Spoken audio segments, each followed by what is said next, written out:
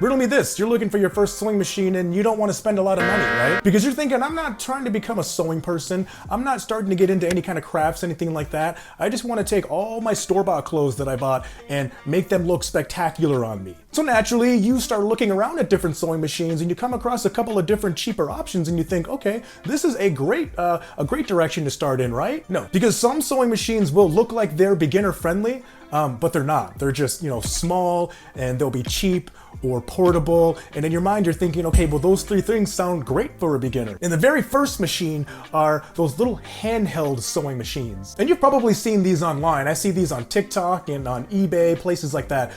They look like little staplers that can sew a straight stitch. They're cheap, they're small, and they look harmless. Yeah, I know. And the ads out there, they make it seem like you can just, take it and run it across the side seam of your dress shirt and boom, look at that. You're a professional tailor now. No. Now a handheld machine, it has its place, kind of, sort of. Now, in the event that you have an emergency and you need to stitch up like a pair of your pants or your shirt, something like that, really quickly before you leave the house, can it get that done? Kinda, sorta, yeah, but even then, I kinda have my doubts about it. But for learning how to tailor your own clothes, no. And the biggest reason for that is because of control. You're not gonna have any control. When you're using a real sewing machine, the sewing machine sits on the table, you're using both hands to feed that fabric through your feed dogs. You're not pushing, you're not pulling, you're just guiding it, and the machine is pulling the fabric through for you. You can keep your stitch line straight, you can adjust and pivot in the event that you need to, you can speed up, you can slow down, and ultimately you can build a skill. And with handheld machines, you are trying to do two things at one time. You are trying to control the machine and you're trying to control the fabric. That's not beginner friendly, that's not even professional friendly. If you're trying to hem your dress pants or your jeans or taking the sides of your dress shirt, you need to have control, and for control, you need to have both hands available. It makes sewing feel just really random and chaotic, and ultimately, it makes you think that you are bad at this, but you're not.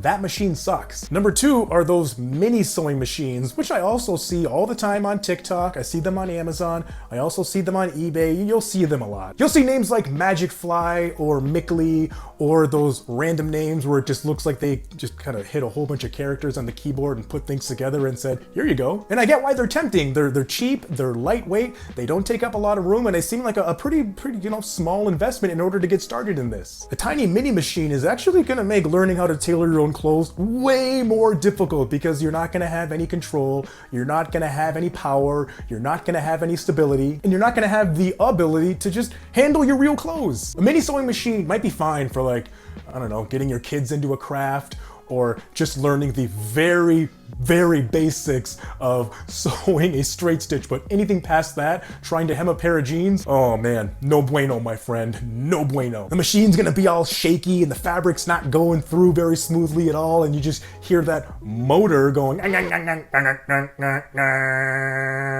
beginner who wants to tailor their own clothes, they need a full-size machine. They don't need anything super expensive, they don't need anything fancy, they just need it to be very boring, very ordinary, but full size. The motor is usually way more powerful, or the presser foot, it's actually a presser foot, one that you can replace if you want to work on different kinds of projects. The machine doesn't slide around on your table whenever you're trying to use it. Ugh. The third machine I would be careful with are any of those no-name brands that you see out there. The ones with the brand names that you've never heard of, or the ones that say like portable, electric, household, sewing, kids, crafting, great, beginners, learning, and they just stuffed a whole bunch of keywords in there. It's like, okay. And I understand your temptation with that, and it makes sense at a surface level, but there's kind of two different problems with those machines. One is gonna be, in the event that something goes wrong, you're gonna go online, you're gonna search through forums in regards to, okay, how do I troubleshoot this problem? But there's no information out there because it's some random no-name brand that nobody else uses.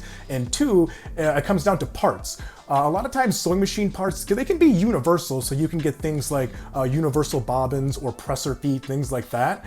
But a lot of times they also have, brand name specific parts, which are usually gonna be better quality.